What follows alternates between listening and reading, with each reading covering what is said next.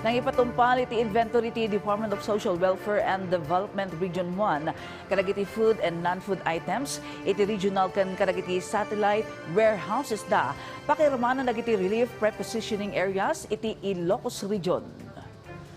Iti daytoy may pasigrado ti umda sa supply para iti posible nga augmentation kadagiti lokal a gobyerno an apektaran iti agtultuloy a panagtutudog apo iti habagat ken bagyo.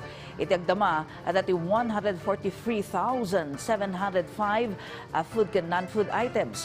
Buklan daytoy iti Nasurok 113,000 family food packs ang naglawon iti bagas, dilata, kape ken cereals. Nasurok 14,000 ready-to-eat foods. Nasurok 12,000 non-food items ang naglawon iti family kits, hygiene kits, kitchen kits, ken sleeping kits. Ken nasurok 4,000 botelya ti mainom at danom.